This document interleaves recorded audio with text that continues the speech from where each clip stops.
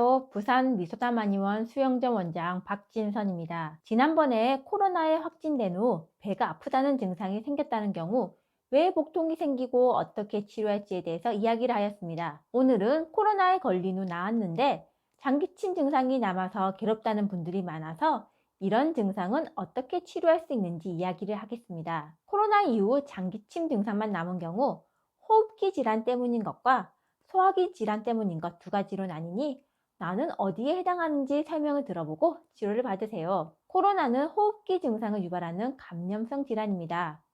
독감 바이러스의 일종이라고 생각하면 됩니다. 독감 중에 새로운 바이러스 유형이고 치명률이 높았기 때문에 이렇게 전 세계가 난리가 난 것이지요.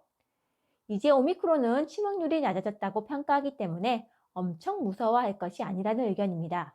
그래서 코로나의 치료도 독감의 치료와 똑같이 접근합니다. 코로나에 확진된 분들이 처방받은 약을 보면 증상을 완화하기 위한 약이지요.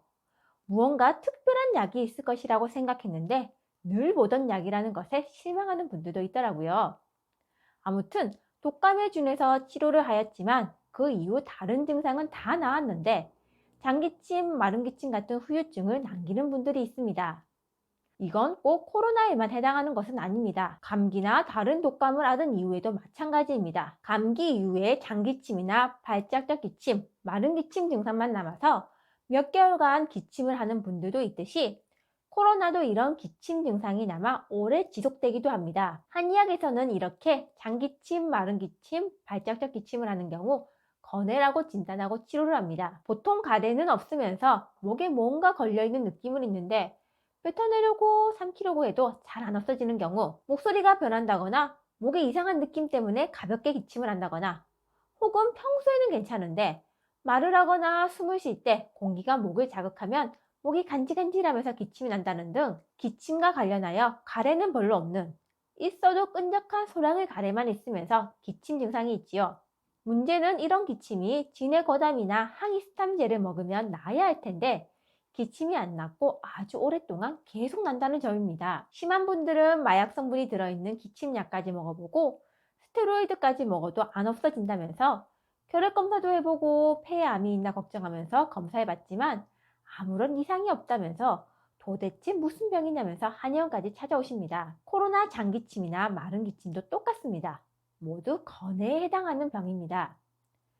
폐 호흡기계가 건조해지면서 나타나는 기침인데 점액질 성분을 함유한 한약재를 처방하여 폐 기관지를 촉촉하게 만들면서 치료를 할 수 있습니다. 맹문동, 천문동, 백합 같은 한약재가 대표적입니다. 모두 폐음어증을 치료하는 약으로 분류되는 약입니다. 감기 증상 이후에 코로나 감염 이후에 남은 후유증으로 오래된 기침, 가래가 없는 기침, 목이 간질간질하면서 기침이 나오고 진해거담제를 복용해도 효과가 없다면 건해에 해당하니 이런 한약재 처방으로 치료를 해보세요. 지금까지 말씀드린 것은 호흡기 질환에 해당하는 경우였고 이제 소화기 질환에 해당하는 장기침에 대해서 말씀을 드리겠습니다. 역류성 식도염 때문에 기침 증상이 생길 수 있다는 것은 이미 널리 알려진 사실입니다. 그런데 코로나와 역류성 식도염이 무슨 상관이냐?